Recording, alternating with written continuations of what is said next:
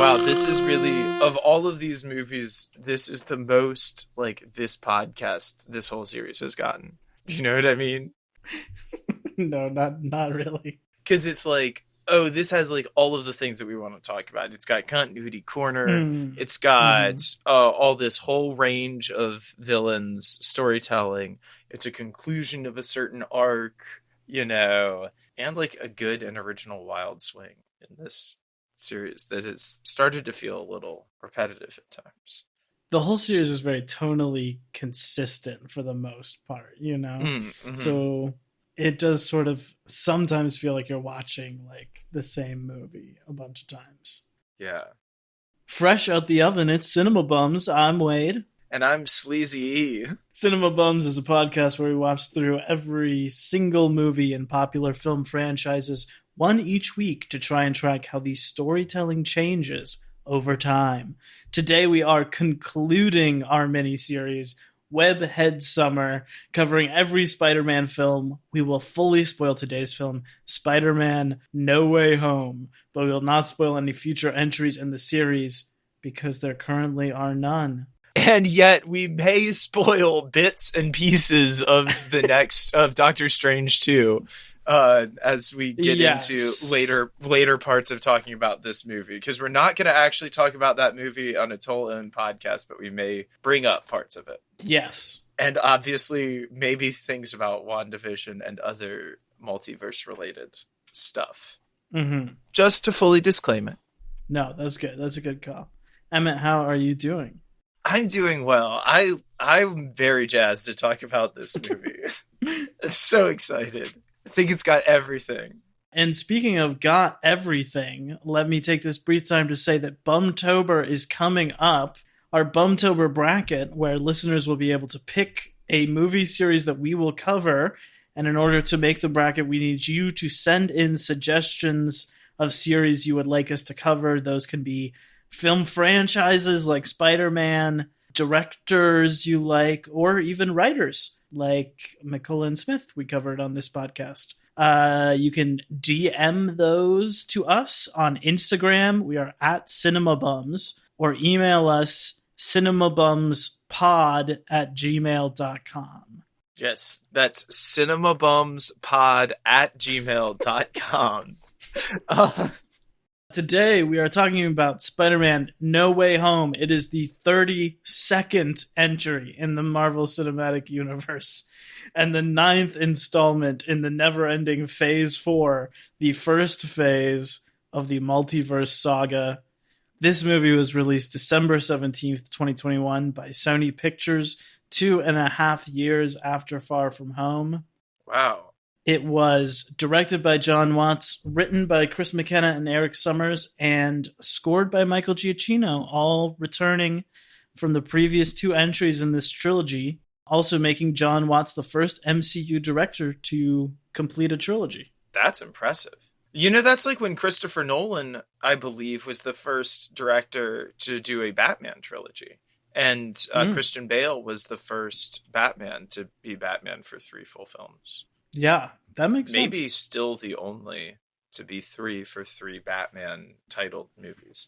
I'm not sure. Yeah. But that is crazy. It's like can we talk about how rare it is for a director to like stay on with a series like that? Doesn't James Mangold did 3 Wolverine movies? Just 2, because he didn't do Origins. So he didn't do Origins. Damn, he should have. If he had done Origins, it probably would be better, which would make it worse, in my opinion. Right. Exactly. No, it is a pretty major achievement. And I felt watching them close together, like, you see the consistent vision through all 3 of them in a way that I didn't as much, like having not rewatched the movies, just sort of going to this one in theaters out of the blue, you know? Yeah, 2.5 years later, it's kind of but watching them all together, it's true. And to me, this feels like Spider-Man Endgame. You know, it's like this is what not only this trilogy has been leading towards, but they are trying to wrap everything in.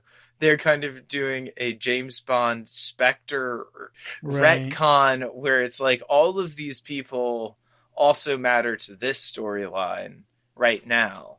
But it's done in like a pretty cool way. And I feel like, you know, the whole multiple villain thing that has tanked so many of these movies and has tanked like other superhero movies that we've talked about and ones that we haven't as well. But like in this one, it is done, I feel like, particularly well, because although they all have different motivations, they all, for this particular why they're in this adventure, have the same backstory and have the same, like, you know, MacGuffin that they're all chasing after, basically. You know, and so it makes it so it's not that whole crazy thing where you're like cutting between 3 different entire plot lines that all kind of have to do with Spider-Man. It's like all of it is all fully directed at like this one thing. We very clearly know what it is, what every character is focused on for the whole movie. And I think it pulls off the that multi-villain thing, you know, a little bit better. Yeah, and also none of them are being introduced. Yeah. I mean, I don't think any character is introduced in this movie.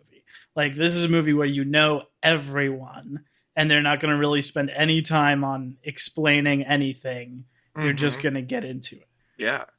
However, it does run 2 hours and 28 minutes, making it the longest Spider-Man movie, solo Spider-Man, I guess. It is 20 minutes longer than Far From Home, and 6 minutes longer than The Amazing Spider-Man 2, the second longest in the series. Wow. It had a budget of $200 million, made a box office of $1.8 billion, making it the highest grossing movie of 2021 by $1 billion. Wow. The second highest grossing, I don't have it pulled up. It was a Chinese movie, but it was like $800 million. And then this was number 1. That is really crazy. The highest grossing Spider-Man movie and the highest grossing movie to be released since the pandemic began. Wow. Did you two see this in theaters, Emmett? I did. I think this came out like in December, right? Mm-hmm. Yeah, I think I watched it. I watched it with Arabella in theaters, and we called you right before to get the rundown on what had happened in Far From Home, which we did not have time to watch before going to see this. And I remember really liking this in theaters, being like, okay, cool, whatever. Oh, in this rewatch, like it even more. Yeah. With like all the lead up from the other movies, perhaps because it is like actually finally something that feels like a conclusion, feels pretty heavy, but also like the stakes are pretty grounded in character stuff that you understand of like, can he save these 6 people, you know? Right. And when the tragedy strikes, it's like, the one person he cares about most, which is like a horrible, huge, high stakes thing, but it's not this absurdly high stakes thing where you can't like fathom like half the world getting snapped away. You know? Yeah. Like he's really experiencing it. I think that's the saddest death scene in the entire MCU. Like when he's holding Aunt May, it's very sad. Yeah, it is kind of like Homecoming in that way, in that not many other people are in danger from the threat, you know? Like, it is a very personal threat. It's not that the world is in danger and he's saving the world. It's sort of like a very specific situation he's dealing with. Yeah. And to wrap this up, good reviews, 71 on Metacritic, compared to Homecoming with 73 and Far From Home with 69. This one was right in the middle of the two. He was nominated for Best Visual Effects at the Oscars. Emmett, would you like to briefly summarize this movie for the very few people, I'm guessing, who did not see this one? Okay, this is pretty hilarious. Peter Parker and his 2 best friends, MJ and Ned, all go to the smart kids school in New York, right? And they're all applied to MIT. They're very smart, and yet they all somehow think that all 3 of them stand a chance of all 3 of them getting in. Then when they don't get in, the school admission conveniently blames this on the fact that Peter Parker's identity was recently revealed as Spider-Man and that he's like kind of wanted as a criminal right now. Mm-hmm. They're like, oh, we can't accept you. You're not being considered. So before Peter Parker thinks about like calling the admissions board and being like, this is unfair, or like doing anything like that, he goes to Doctor Strange in his like reverse time and changes it so it doesn't happen. Or Doctor Strange is like, we don't have the time stone anymore. But on the other hand, I could erase your memory from all living beings' memories. Well, Spider-Man's like, yeah, but probably not everybody, like, and then continuously interrupts Doctor Strange while he's trying to do a spell, which is probably pretty annoying for Doctor Strange. And Doctor Strange messes up the spell and then has to trap it in a little crystal cube. Why? I don't know. It could disrupt the nature of space-time, right? Okay, cut to a little bit later. Spider-Man's like, oh, I could have actually just gone and talked to this lady. So he goes to try and talk to the lady. Also, Flash somehow got into MIT. So now we're talking about 4 kids from the same school getting into MIT. All right. Okay. All right. It is that thing of like, if you were in high school, you would think it would be easier to like change time than it would be to like talk to an adult about an admissions process. Yeah. You know, like that does seem accurate. Yeah, no, go to your cool uncle who can change the nature of reality. That seems like a better idea than, you know, talking to the admissions board lady. Then that goes horribly wrong because, surprise, people have jumped through the space-time continuum as all these shenanigans were going on. It's our old friend, Alfred Molina, as Doc Ock. Oh, yeah. They're all, I mean, baby, they are all back. We've got Norman Osborn. We have got Electro. We have got Sandman. We have not got Venom because... Despite popular demand. Sony still owns the rights. We've got the lizard guy, kind of. Sometimes the movie remembers that we have the lizard guy. Yeah, they're all there. All of your faves. They're all like causing a ruckus in different ways. And Spider-Man's like, no, I'll save them all. Because if I send them back with his cube, which I could easily send them back with, they'll probably be sent back to the moment right before Spider-Man in the other universe kills them, which is pretty true. So he's like, we're going to figure out a way to save these guys. It's a good-hearted mission. And he's held at first by Norman Osborn, who seems to be in control of himself. But alas, in a miserable turn to the Green Goblin comes back, he says, Norman's on sabbatical, honey.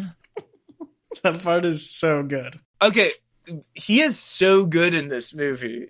Willem Dafoe is unhinged in this film, as he always is, as he has never not once not been on the movies that we've reviewed him in. Truly. Right after they cure Doc Ock, then we've got evil Norman Osborn back. He gets Electro to give in to his lust for power, and Sandman to give in to his distrust, basically, of everybody, and runs off with them. Lizard guy, don't really know what he wants, but he also escapes. No, don't know what's going on with him. He waits in the car, and then he's like, it's begun. They were like, so dude, weird. You're gross. You're waiting in the car. And then later, when he escapes and shows back up at the Statue of Liberty, nobody really cares that he's there. And then they cure him pretty much immediately. But they have got cures for all of these guys. And then the place blows up and Aunt May dies. Horrible of horribles. Spider-Man fired upon by the police. Spider-Man devastated. Spider-Man looking at J. Jonah Jameson saying he's the worst, basically. And then what could it be but 2 new Spider-Mans appear? Or perhaps 2 old Spider-Men. Two old Spider-Men. We've got Andrew Garfield and Tobey Maguire putting in the first good performance that he has given this series. They're there to coach young Peter through the trials and tribulations to come, which involves what? A fight atop the Statue of Liberty to cure everybody of their diseases. They have gone to great lengths to make this not look like the X-Men battle. By like souping up the Statue of Liberty with Captain America's shield, putting all this scaffolding around, doing all this stuff. But we know where they got that idea. They have seen the original X-Men. They know. They have sort of made it look like the Spider-Man 3 battle, where they're like on the construction skyscraper or whatever, or like it's fallen apart and it's just the scaffolding. It's a little bit of that going on too. Yes, truly. Well, they managed to get most of the people safe. But then, here we go. Peter just wants revenge. He just wants cold, hard revenge. He's going to kill He's gonna kill that bastard Willem Dafoe and his weird, freaky little smile. I mean, like, when I tell you that the fight, like, okay, so this fight on top of the Statue of Liberty is, like, kind of silly and, like, over the top. There's, like, cool web slinging, electro throwing stuff around. There's crazy stuff. There's portals with fish coming out of them and all sorts of nutty things going on. But when I tell you that it gets down to the hand-to-hand nitty-gritty right there at the end, like, it is, I mean, they are just going for it, you know? He's going to kill him. And then Tobey, in the first time that he's shown, like, acting chops, maybe in his life, he, like, stands in the way and he looks at him and he's just like, you don't want to do this. But he just says it with his eyes. And then he, like, stops him. But then stabbed, villain. And marvelously, they're able to cure Norman even after he stabs Tobey. They were like, honestly, Tobey could probably take one or two. That is so silly that it is like this huge, like, stabbing moment, and then they're just like, "Oh no, he's okay. Oh, he's just gonna be just okay." He's like, "Wow, that really hurts. I'm just gonna walk it off." I mean, you know, Aunt May got stabbed and died. Then the world is going to end because of something with the spell and Doctor Strange and an explosion and there's like going to be a reality war and all of this stuff, and nobody even really wants to get into the details of that except for the fact that Spider-Man has to make everyone in the whole universe forget that Peter Parker was Spider-Man, which also I have questions, but we'll get to that. Then everyone forgets. MJ and Ned forget. Super sad. The world doesn't end. Cut to later, Spider-Man living alone, trying to get his GED because even the school has forgotten who he is. Right. Cut to him going into the coffee shop, seeing MJ and Ned there, them not remembering him. Cut to emo sad voice Spider-Man hours. Credits roll. Yes, baby. Best Spider-Man. He's got a little berry blue homemade suit. We see a new suit at the end. Oh, yeah. I love that. He's got his little Lego Darth Sidious because he's turning to the dark side. I love it earlier in the movie when Jamie Foxx is like, "Can I ask you a question? Are these your Legos?" Yeah, incredible. Incredible. If I could say something quickly about this ending scene. Yes. The bakery scene. I think it's really good. I just think it's a little weird how close it is to the scene in Fantastic Beasts. Oh. Huh. Really? I think it really is mostly to the fact that they both take place in a bakery, but that, you know, like, one half of a relationship has had their mind wiped and the other person comes to visit them in the bakery and then sees they're happy and can't do it and walks away. I don't know, just very similar scenes to me. That's true. That's also a scene that hits hard. This movie honestly made me cry multiple times. I'm not gonna lie. Wow. Maybe I'm in a weakened emotional condition from the end of the summer, but yeah, it got me good when Aunt May was dead, and then after that, I was like, anytime something was happening. Tomei and Tom Holland both in the Aunt May death scene are both like playing it so well. Peter and MJ's final kiss too really gets me. I think it's so well done, but their final moment before they all forget is incredible. You know, I think it's a smart move because it doesn't kill anybody off, but it's a very tragic ending.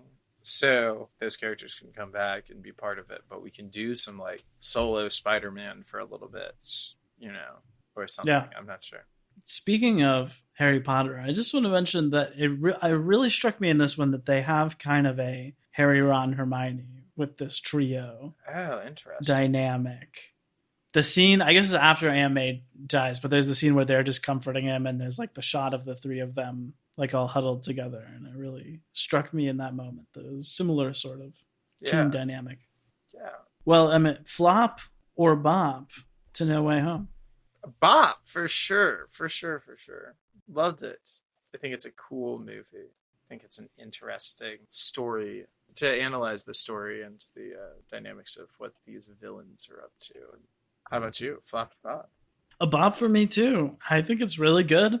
I love how much it commits to being Homecoming 3 while also trying to be Spider-Man Endgame, you know? It feels like there is a lot of care for what has made this trilogy unique, even though the end seems to set up like a much more traditional, maybe Spider-Man dynamic. I really like all of the performances. I think there are a couple sequences that are super well directed and visually interesting. I do think it's maybe a little indulgent in the runtime, especially in that first hour. I think you probably could have trimmed it down a little bit. But I feel like they're very much like trying to take their time, you know? Yeah. But yeah, a bop for me. Nice. What do you want to do? Should we talk about the villains, or do you want to talk about some specific plot points before we do all that? Well, okay, I just have a couple of questions about like how you think this affects the other Spider-Man's universes, right? Right. The conceit here being that everyone in this movie is healed and then sent back to the moment when when they were like about to fight Spider-Man or about to try and kill Spider-Man the moment before Spider-Man killed them, or they died at their own hands or something. So sending back these healed versions, I mean, the Toby and Andrew that you see here are not from those same moments on their timeline. Right. On their timeline, they're from several years farther. They're from a contemporary moment. So like however many years it's been since we've seen them, it's actually been that long for those guys as characters in this movie, I think. Right? Isn't that how you're reading it? Yeah, that's the vibe I get too. But all of the villains are coming back from the moment that they were about to die in the movies that we saw them die in. Right? Which means from significantly longer ago on the timeline, on those guys' timeline. Right? Okay, so then they heal them, and then they go back, and then they don't die. And, like, Spider-Man has a good relationship. Like, Toby has a good relationship with Norman and has a good relationship with Octavius. I mean, if he has a good relationship with Norman, that means that Harry never becomes Goblin too, you know? Right.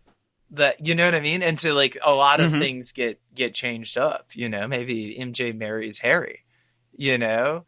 Well, like... There's whole worlds of things that could get changed up if you fix those guys and make them positive forces on the world. And then like you go to Andrew Garfield, like if Electro and Lizard Guy, which is the one who killed Gwen Stacy?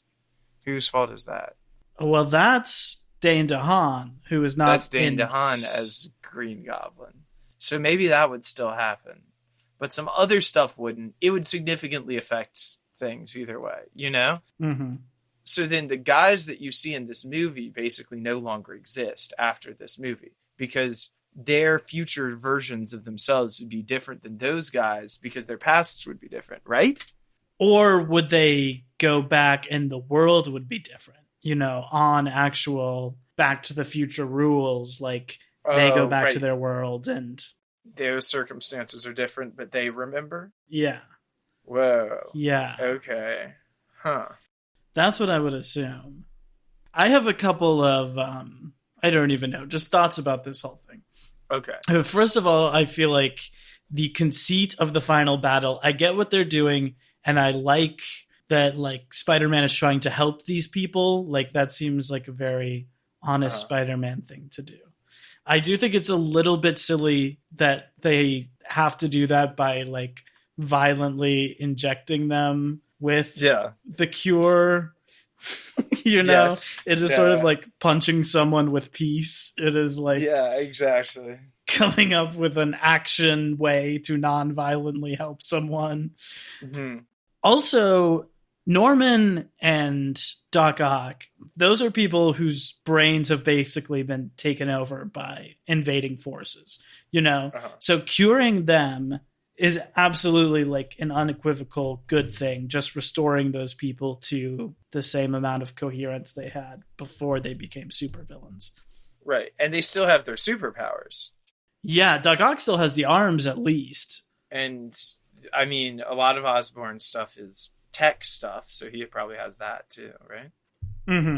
But then with like Sandman and the lizard, like, it seems like they really enjoy being sand people and lizard people and don't necessarily want to go back. So then I feel like there's this whole consent issue, like, oh yeah, you know, like, what are you really accomplishing and what does it really solve? Like turning Kurt Connors back into the human instead of a lizard. Interesting. The other thing is, it says they're sending them right back to that same moment, which for most of them seems to be right before they died. So it's like, would that actually be helpful? Like, if Green Goblin, right before he got stabbed with his glider, reappeared and was good, would that be enough to, like, stop that from happening? Well, hopefully it would happen, like, right before he chose to press the button. So when he comes back, it's like the moment right before he chooses to press the button, he doesn't do it. He doesn't try to kill Spider-Man, so he doesn't get killed himself. With Molina, I guess it would be like the suit powers down, or like he no longer wants to hurt Spider-Man, so he like backs down. But I still feel like it would be pretty hard to de-escalate in a boss fight like that with, you know, people's lives on the line. Yeah, it's interesting. It's an interesting. And what even happened to Electro? I can't even remember. I think he just like powers up too much and he gets electrocuted or something. I don't really remember. It's a very quick ending to his stuff before Dane DeHaan comes into the picture. I wish we could have seen Rhinoceros in this movie. I mean, that's really what the people are asking for. You know, is Paul Giamatti in a tech rhino suit? Give it to us. What are you thinking? I mean, Kevin Feige, whatever you think you want to do, what you actually want to do is give us Paul Giamatti in a tech rhino suit. And maybe Topher Grace with the frosted tips. We could have brought him back too, I think. Bring him back? Yeah, as a powered up Venom. Yeah. Yeah, we want all of it. Is something I do like to talk about the post-credits briefly is that, like, in the Spider-Man comics, the Sinister Six is always a thing, which is basically just any group of 6 Spider-Man villains who are kind of working together. They're really, it really isn't like a functioning group, but I guess it's just like a cool thing, like the Sinister Six. And I love that this movie has him going up against 5 people. And then in the end credits, you realize that there was a 6th Spider-Man villain in Venom who was also transported to this world. There was like a Sinister Six, but then one of them just got drunk in Mexico for the whole movie and never came to help fight. Yeah, because wouldn't you? If you got transported, what I'm saying is if you got transported from another dimension, landed someplace, you wouldn't just like go to the bar and be like, you know, give me a tall boy. That's what I need. Totally. I mean, Norman said that if you have superpowers, then basically you get to make your own rules. Wouldn't it make more sense than just not to fight with Spider-Man at all and to like go have a beer somewhere else, far, far away from Spider-Man? What are the two ideologies at play here? One is, if you're a superhero, you have great responsibility. With great power comes great responsibility. The other one is, with great power, you do what you want. Well, why is it that so many of these supervillains, when granted with the power to do literally anything they want to, decide to pick a fight with a superhero instead of just like, you know, living on their own private island somewhere? And like, why do evil things? Like, you can do whatever you want. Like, maybe steal some money once and then go live on an island somewhere, you know, like, or I don't know, like maybe it's the whole delusions of grandeur thing. But like, what is it about with superpowers of either sort, villainous or for good? They're like grandiose and malevolent, when I feel like the reality is like most people granted superpowers would just be selfish, which is different than grandiose and malevolent. You know, they would just be like selfish and dumb the way that people are normally, you know, but with superpowers. No, I absolutely agree. The temptation is to just not have to ever do anything, not to like want to kill people, right? I don't know. Right. Let's run through the villain report with all this villain talk. Yeah. So I've ordered these just in appearance from in their original appearance from the movies. Everyone we've got returning. We've got Willem Dafoe back as the Green Goblin, sort of the main villain of the movie. An unparalleled performance, like truly incredible work, funny and sinister. Yeah, he's so good. I love that they get rid of the mask really quick. They're like, nope, we're gonna see his face this time. Yeah, apparently it was his like contractual stipulation that he wanted to do his own fights. Oh hell yeah. He was like, I have one demand, and that's that I get to actually do the fights, because he really loves doing them, and he's, you know, a big physical character actor. So yeah. I feel like that's why you get the two like very hand-to-hand great fights between him and Tom Holland. Yeah, the one in the hallway honestly is even better than the one at the end. The one at the end is just like more like emotionally satisfying. He's great. Yeah. He's great. And he's also great in that he's like kind of an accidental villain in this. Like, he doesn't come into the world with a plan to like do this thing to it. He just like kind of has a psychopathic second identity that sometimes takes over. And when like that comes into proximity with all of these other supervillains, he very quickly like just figures out a way to cause mayhem and destruction, basically. Yeah. Which is more interesting, more exciting than if at the beginning we like cut to Green Goblin like appearing and being like, haha, this has worked, you know, or like some dumb thing like that where he's like somehow been waiting to get across or something, or it's like, but he just like kind of scrabbles it together. And I love playing him as sympathetic, because he is sympathetic in some ways.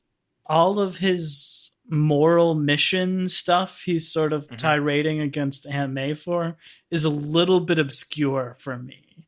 And I feel like they talk about it just too much for it to be kind of awkward. Because if it was a little bit less, I would just be like, yeah, that's his thing. He doesn't like Aunt May.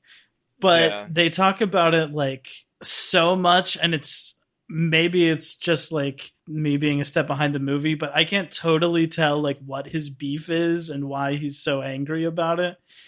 What it seems to me is that the Goblin is like an expert bully, and like goes for all of the characters, including Norman himself, in the places that hurt the most. So like when he's talking to Doc Ock, who the whole time has been worried about like being fixed like a dog, he's brought it up several times. Then he calls him lapdog when they fight later. You know, like he is conscious of everybody's insecurities and is like picking up on that and using that against them. Because he says too that he is like watching from behind Norman's eyes all the time, even when he's not in control. Right. I feel like it's that thing of like, oh, he's like trapped there watching as Aunt May and Norman are cooking up this like do-gooder plot, and is like getting increasingly enraged by it the whole time. Yeah, I can see that.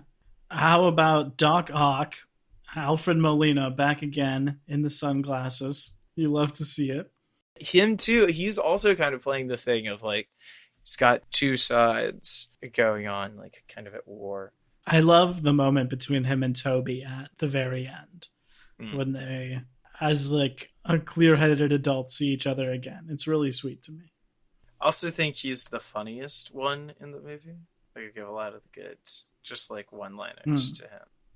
And then we've got Sandman, probably my personal least favorite of this whole group.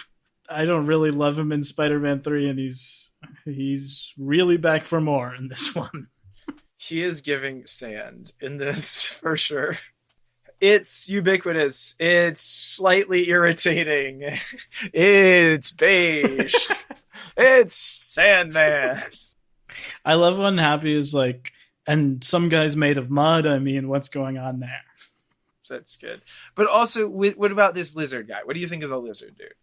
I do like that they're poking fun at how ridiculous of a plot it is in The Amazing Spider-Man, that his whole thing is like, I'm going to turn everyone in the world into a lizard. Which is also a direct ripoff from X-Men 1, when they're going to turn everybody in the world into X-Men. I don't know. He's a pretty silly character. He isn't really at all in The Amazing Spider-Man. You know, he's sort of like a complicated mentor figure who's mostly serious and then is kind of scary. And you don't really get either of those sides here.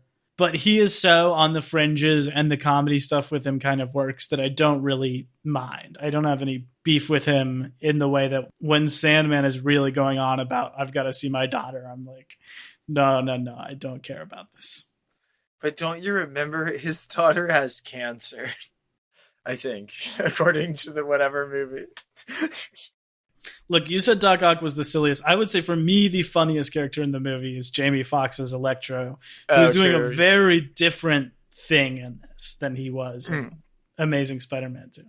And they even address that and are like, why did you get a makeover? I love how there's all of these guys like looking at young Spider-Man, like, who is this kid? You know, like you said with the like with the Legos comment. Uh-huh.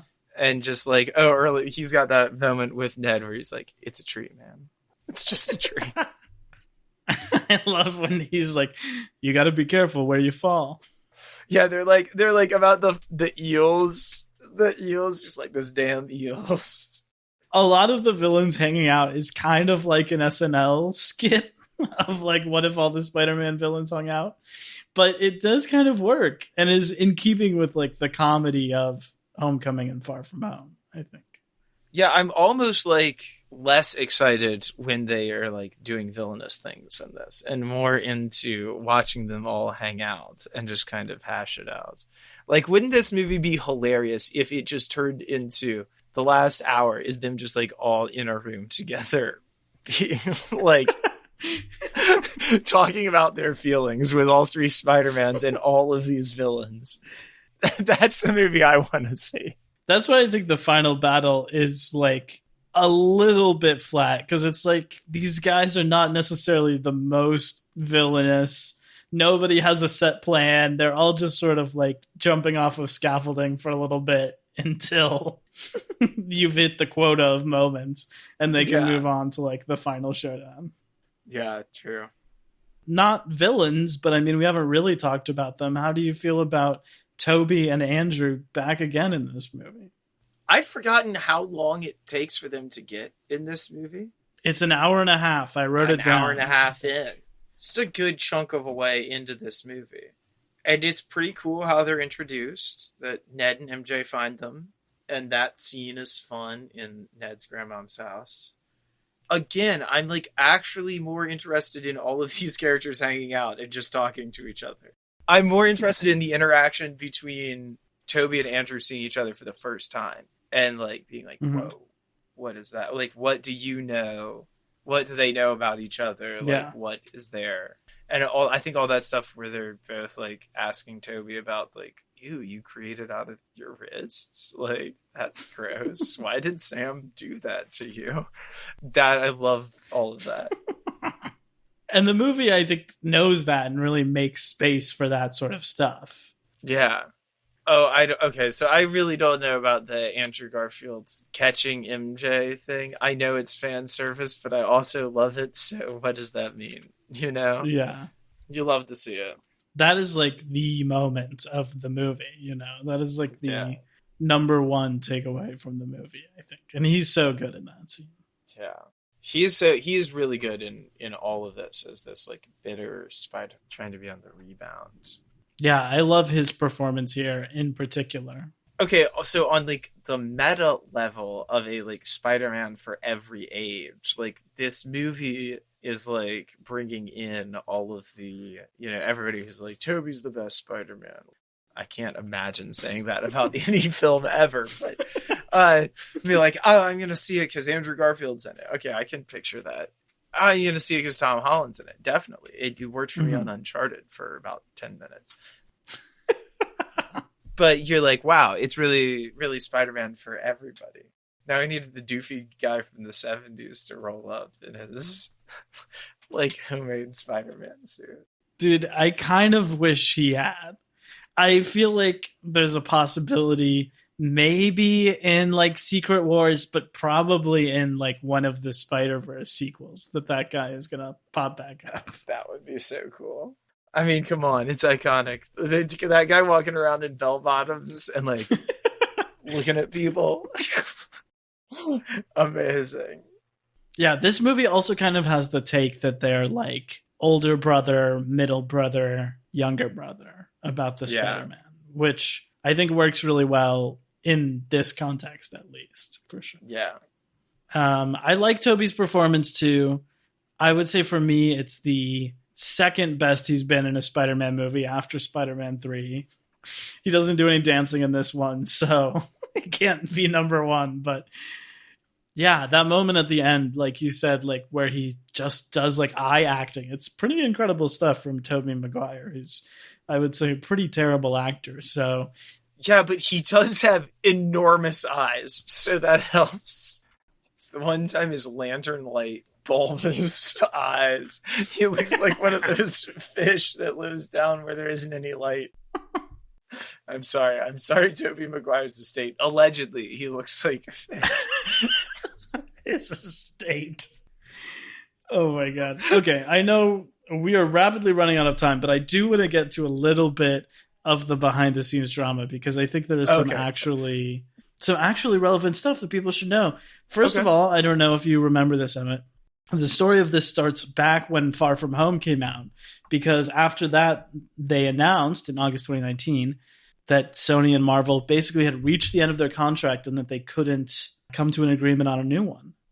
And they were like, oh, Spider-Man's out of the MCU. Like, we're going to keep making Tom Holland movies and he'll be in like the Venom verse or whatever Sony is doing. And he's not going to be in MCU movies anymore. Whoa. So this was literally a movie about everybody having to forget about Spider-Man ever having been in the MCU. Well, I don't know if they really started creative work on it. I know McKenna and Summers were still attached to it. Watts was actually offered, I think at that point, Fantastic Four to come over and do for the MCU. To like keep him in the MCU instead of going back to Sony. Is there a Fantastic Four in the MCU? No. There is one coming. They got that and the X-Men rights together. So they've been like trying to put that together for a minute. Although I hate the Fantastic Four, I am available to play really any of the four of them. I don't know their names, but I would learn it. I promise. Basically, that lasted a month, and there was a huge public backlash. And I guess Tom Holland called everyone up on the phone, and they eventually figured it out, rewrote the contract, and kept going. So they are now still in the MCU. Yes, yeah, of course, yes. This movie is very much in the MCU. Well, I mean, I thought you meant after this, but no. So now they've begun. Is this the goodbye to Tom Holland? It's not. We will see him again. Well, I mean, this movie ends with saying Doctor Strange will return instead of Spider-Man will return. Exactly.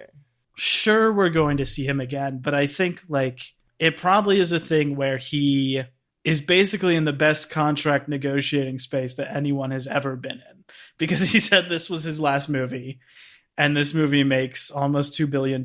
So I'm sure that he is just like playing it close to his chest and holding out for the best deal possible, in particular, if he's coming back. Well, go, Tom. Get that money. As of now, there has been no announcements or no public work on another Spider-Man movie. The closest thing was, in April, John Watts dropped out of directing Fantastic Four, which he was set to. Basically just saying that he worked on 3 of these back to back to back and needed a little bit of a break and didn't want to jump straight into Fantastic Four. But that press release said that it was expected that him, Tom Holland, and Zendaya would be back for a Spider-Man 4 whenever that happened. Damn. Okay. That's the closest thing we've gotten, but there hasn't been anything official. And John Watts right now is directing his own Star Wars Disney Plus show called Skeleton Key. Something about like a group of kids lost in space, I believe, is the pitch for it. What? But he created that show and is directing it like right now as we speak. So that's what he's up to at the moment. He was like, wow, I had to do something outside of this big commercial purview. Yeah. He needed a break. He needed a break. From big franchises. That's awesome, though. Well, can't wait to check it out at some point. Any other Well, we talked about the thing last week, how this was originally going to be an idea for a fourth movie, and then they ended up moving it up. The other thing was that this movie was originally set after Multiverse of Madness. So Doctor Strange had already had run-ins with the multiverse before, and the character America Chavez from Multiverse of Madness was going to be his apprentice who has the power to transport between multiverses. She was going to be the one who brings the other Spider-Man into the picture with her superpower. That was how the movie was conceived. And then when the release dates changed, she got written out. And I think the Ned becoming magic plotline got introduced to replace that. Interesting. That's cool. Well, go Ned. Now he is going to be in line for Sorcerer Supreme somewhere along that list. Probably towards the bottom, but... Yeah, towards the bottom of that list, but on the list, nonetheless. Okay. Who is your MVP of this movie, Emmett? I'm going to take only Tom Holland off the list. All of the other Peter Parkers and no-gooders are eligible. Who is your MVP? This is literally the hardest it's ever been to do an MVP. I mean, this movie seems specifically designed to make this question difficult to answer, and indeed, it is. It's really down for me between Alfred Molina and Willem Dafoe as our two, slightly villainous, slightly redeemable guys in this. Both playing it really well. I think it's got to be Dr. Octavius as MVP. Okay. Yeah. Wade, who's your MVP? I think I have to give it to Willem Dafoe. From this watching in particular, I just think he brings so much to that character. He's so good. I also really love Zendaya in this movie. I think all the stuff she does in the background is pretty incredible. In both of the final scenes, her goodbye to Peter and in meeting, stranger Peter, I think she does an incredible job. But Dafoe really, when he wakes up at the end and realizes what's happened and all of the moments he has, him talking to himself and talking to Aunt May in the homeless shelter, and he talks about his home is gone. All of that stuff is so good. Hell yeah. Emma, any final thoughts on No Way Home? Well, we'll talk about this later in the ranking, but I really like this movie. I think it stacks up there as one of the best in the whole series. I hope that the series goes somewhere new next. I don't know where that is exactly. I don't know what that could be. But yeah, I don't want him to immediately get Ned and MJ back. Yeah. I want him to have to do something first. Probably keep it on Earth. Mm-hmm. How about you? What are your final thoughts on this? Final thoughts. I just want to shout out that it starts out with a Talking Heads song as they're racing across Queens to get away from the paparazzi, basically. I love that sequence. I love the one take shot that starts with Happy and Aunt May breaking up and then keeps tracking through the apartment as Peter and MJ come home, and then Aunt May and MJ meet, and then they realize that the whole world knows. That shot is really great. The shot that's straight on Peter's face as his spider senses has realized that Norman has turned, but he's not sure yet which villain it is who has done something, who they're in danger from. That scene is so good too. That is cool. Oh, I love the fight between him and Doctor Strange. That's a sick, cool little sequence there. That's a pretty good moment. Doctor Strange is a little bit he's one for me where it feels like every single movie he's a little bit different in personality. Yeah. They kind of have not totally figured out the balance, but I think he is pretty good in this, and I like that fight too. And that Peter's spider sense keeps his body still moving even while his spirit is out of it. And then he figures out how to get out of the mirror dimension. All of that stuff is cool. Yeah, when he's beats it with math. And I just want to shout out to the end credits of this movie. I think all of these Homecoming movies have fun end credits, but that one in particular, yeah. It's one of the most fun animated end credit sequences I've ever seen, with 3 is the magic number playing and everyone playing. I love it. I love it so much. Okay, Emmett, now it is time for our quiz. And this week We do not have a Bums the Word. Uh-oh. This week, Andrew Garfield is back by popular demand, and accordingly, despite popular demand, so is our Garfield quiz. Oh, Lord. Oh, Lord. So, Okay. How does this work again? we are talking about Garfield the comic strip, Garfield the cat, of which author Jim Davis has published 73 books, all of which have some sort of name that is joking about the weight of Garfield the cat, a la Garfield at Large, which is the first one. So, Emmett, I have here 15 names of Garfield books, and you just have to tell me whether they're real or whether they're fake. Okay. Okay, number 1, Garfield Hits the Big Time. That's got to be real. That is real, correct. Number 2, Garfield Bigger and Badder. Real. Fake. Oh, Number 3, Garfield Tons of Fun. fake. That one's real. Number 4, Garfield for Dinner. Fake. That one is fake. Well done.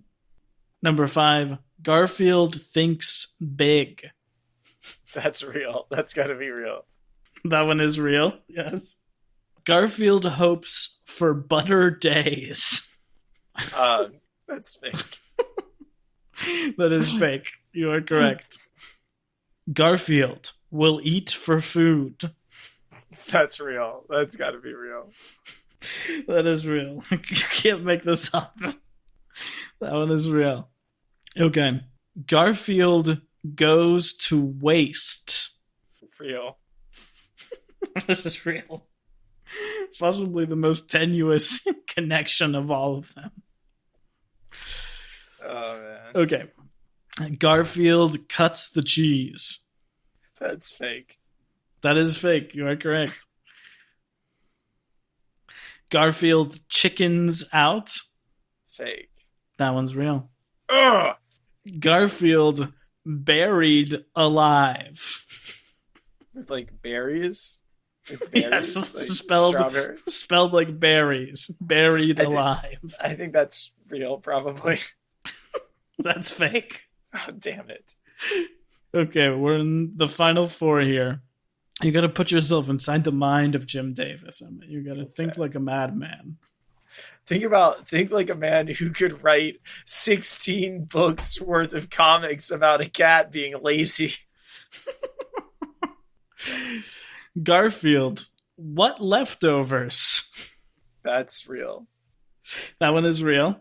Well done. Garfield, Road Pizza. Fake, but you ought to write it. That one is real. No! That one is so nonsensical I couldn't possibly have come up with it. It was released in June. It's the most recent volume. Oh my god. Is he still making them? He's still at it. Please tell me that features Garfield as like a futuristic, post-apocalyptic race car driver. Okay. Garfield Lasagna Forever. That's got to be real. That's fake. God.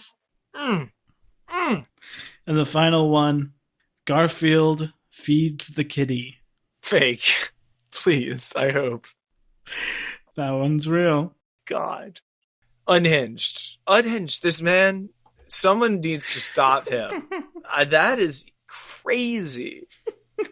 Jim Davis. He's killed before. He'll kill again. Seriously, couldn't someone pay him at this point the same amount that he would be paid if these books kept coming out to like just not publish?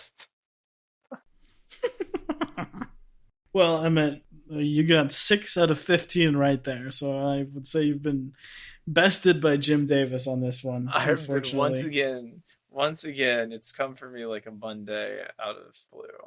Thank you for your hard work, though.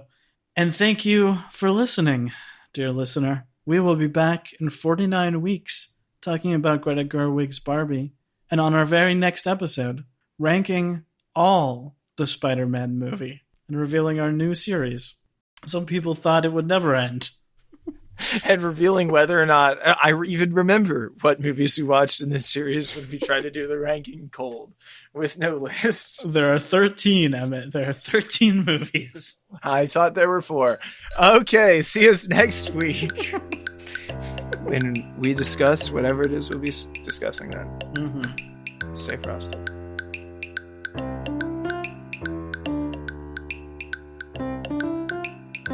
Cinema Bums is a production of DKG Podcast. It is created and produced by Emmett Temple and me, Wade Lawrence Holloman. I also edit and mix the podcast. Our theme music is by Zane Holloman, who you can find on Bandcamp, and our show art is by Autumn Beckner. Our social media is managed by Laura Bennett. If you like what you hear, please tell all your friends and leave us a 5-star review on Apple Podcasts, the 2 best ways to spread the word about our work. You can also follow us on Instagram at CinemaBums or email us at cinemabumspod@gmail.com. Don't flake on us. We'll be back next week.